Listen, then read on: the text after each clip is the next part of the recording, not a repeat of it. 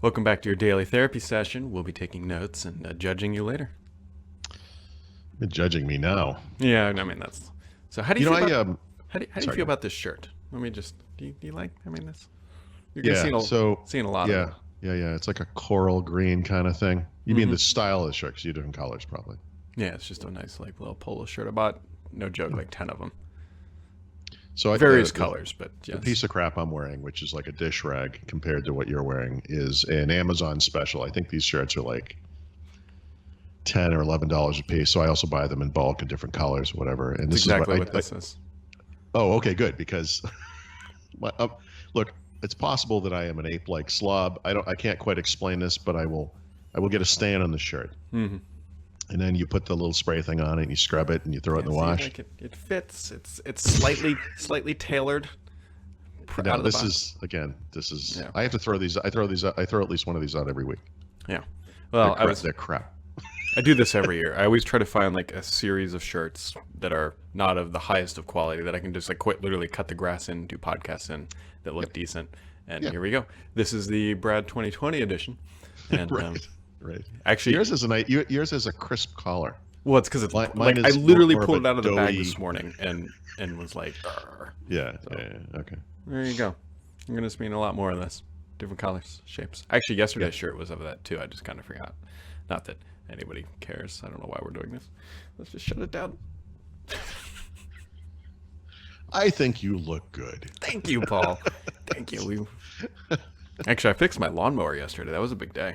I saw that. Well, that's it's very industrial of you. Industrious. Yeah. Industrial. I guess it is technically industrial. Fuel filter, spark plug, air filter. I need to do the oil still. But for those that listening at home that really care, it's I think a 2-stroke, I guess. I don't know. Whatever the Honda little lawnmower engine. My fuel filter was backed up or clogged. It was 7 years old. I probably should have been replacing it a little bit more diligently, but it's a little bit of a pain in the butt to do. But it's done. Fixed my problem. Lawnmower runs great now. So, big news. Follow up from yesterday's podcast. Triangular Nonagon, if I'm reading that correctly, says that according to Wikipedia's Estuary of St. Lawrence article, the saltwater mixes with freshwater up to Lake St. Pierre.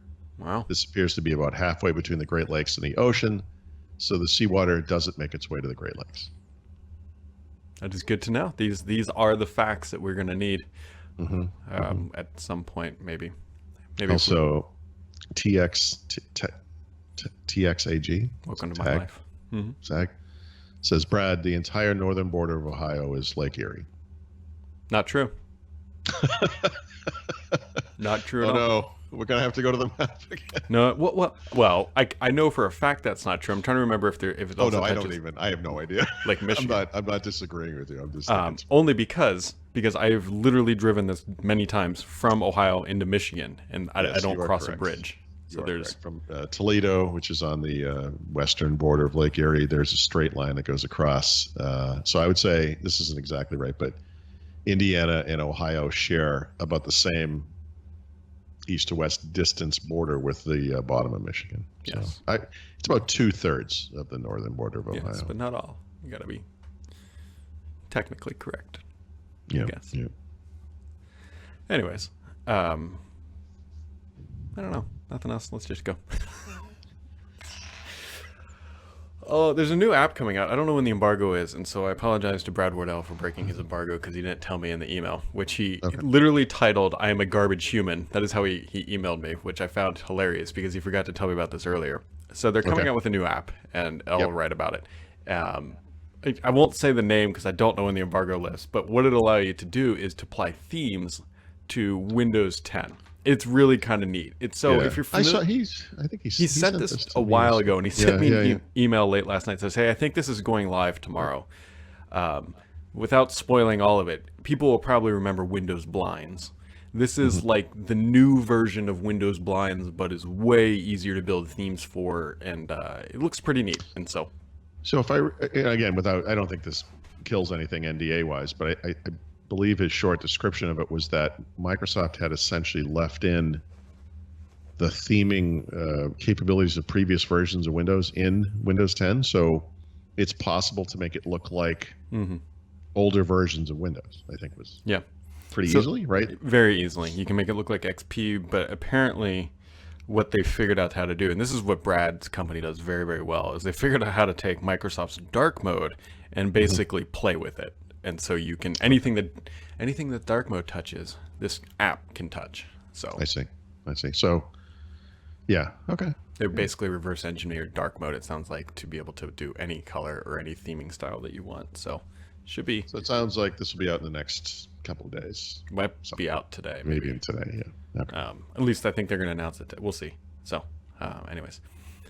Also, for just some clarity's sake, I don't know what you're doing, Paul, on May 12th, but you might be able to buy Surface hardware that day. So, I probably won't be buying any Surface hardware on that or any other day, but that's good. Good to know.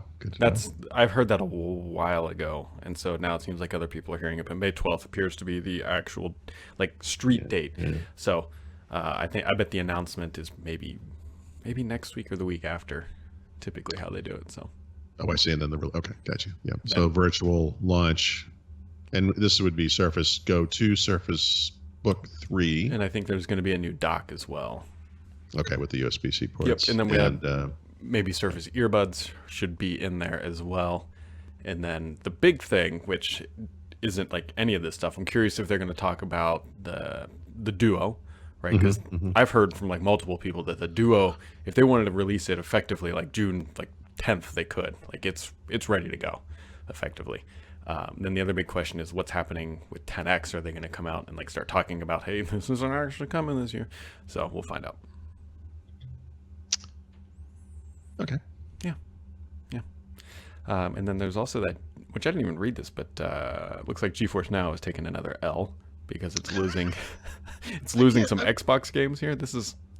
Yeah. So, okay. I saw the headline, didn't read this, but I have two reactions to this. First of all, I don't understand why GeForce Now even exists. Whatever. This is like a lot of things. There's a lot of the stuff now. I think it's going to get pared down over time. Whatever. But then I saw the headline. I thought to myself, what was the list? It's Xbox and what else? It just says loses titles from Xbox Game Studios and more, according to Mahedi. And more. Okay. So I have a problem with this. If I understand what's happening, it's like Microsoft is pulling the platform exclusive thing here. In other words, I realize they have stuff on Steam, some stuff, very small amounts of stuff. They have stuff elsewhere every once in a while. But, as an Xbox fan, I think one of the things that we've suffered from collectively as a community is this platform exclusive nonsense. And that I just feel it's bad for gaming. It's bad for gamers. I hate to if that's what this is, Microsoft pulling their stuff from GeForce Now so that it can be exclusive on xCloud or Xbox in general, whatever. I hope that's not what that is. I don't like that kind of thing. Yeah. So one of the interesting kind of asides here is that I've heard for a while that one of the problems that Microsoft is actually having with xCloud is licensing. Is that when they, especially their older titles, so games were licensed to run on Xbox, that's fine. They weren't licensed to run on xCloud, and now these publishers who released games 5 years ago are saying, hey, you got to pay up if you're going to put our game on your service type scenario. So. Right. So this was always kind of a worry about xCloud, an unknown, I guess we'll say, whether that would be the case. What do you call these things? Catalog games or whatever? Yeah, a game that is more than a couple of years old. I mean, my God, why wouldn't you want it available to more people in more places? And it's not like you're not getting paid for it. It's not a freebie. You still get, whatever the monetization is on xCloud.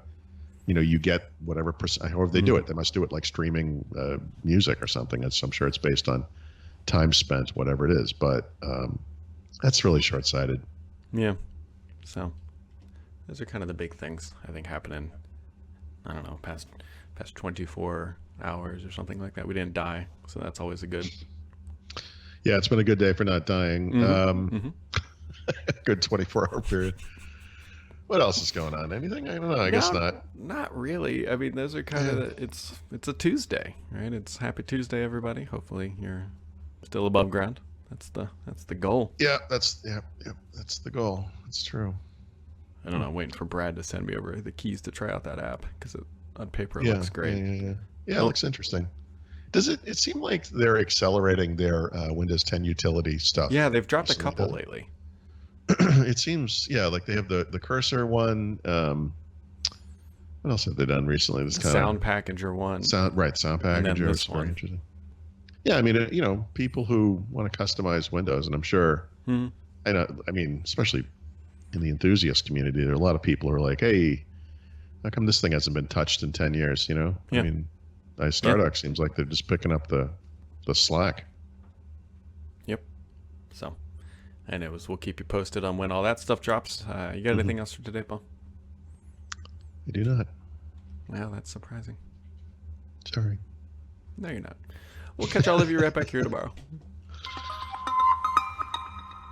I'm a little sorry.